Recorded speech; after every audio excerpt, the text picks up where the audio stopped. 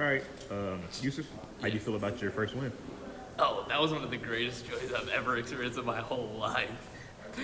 Listen, you lose 6 times in a row, your first win feels really good. So I'm feeling good. I'm feeling good. Put me in a good mood. It was very affirming. Very dominant performance. Like that was the best I think I've seen you ever box. Genuinely. Thank you. It was very kind of the guy to let me hit him so much. I really appreciated it, to be honest. But like even like for me, it's just like it's one of those things where I always saw it. Like I've seen you fight 2 or 3 times, and like that time I was like, all right, you did the same thing you do every first round. You overwhelm them, but then you kind of slow down. And that fight, you just kept going. And like that made me happy. I almost shed a tear. I almost shed a tear, man. I swear. Thank you. I'm flattered. And then just predictions on regionals. How you feel like you're gonna do? I gotta fight a fucking wonder kid. Fighting Peyton from University of Cincinnati, who's, I think, probably one of the most promising prospects in my weight class in like the country. So I'm a little nervous about that, but I'm excited. I think it'll be fun to see how I do. I'm gonna win. That's always the goal. Yeah. I wouldn't go if I didn't think there was a chance of winning. So, are there any causes or organizations that you want to bring any type of attention to?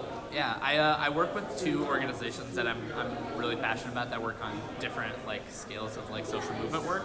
So I work locally with an organization called Ohio Youth for Climate Justice, which has been working for a long time to get Ohio State University to divest from the fossil fuel industry, but also all other extractive and destructive industries, whether that's like militarism, imperialism. Ohio State is invested in the genocide in Gaza, and so that's like a big thing, especially since October 7th that we've been working on.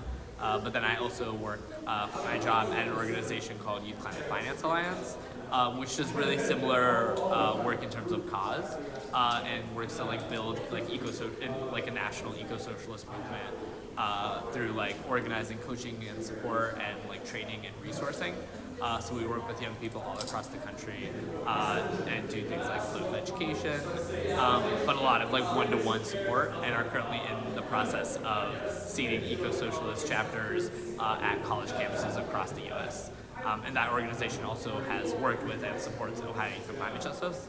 And I think in particular the framework of eco-socialism that both of those organizations embody offer a really total framework for understanding the entire world around us and all of the different like issues that manifest in the kind of like world, in the capitalist imperialist world we live in. And so I'm really excited to continue like spreading that kind of framework that helps us understand not just how all of these different issues are interconnected, which is the frame that is used a lot of times, but how they're actually all rooted in the exact same system of fossil capitalism and fossil imperialism.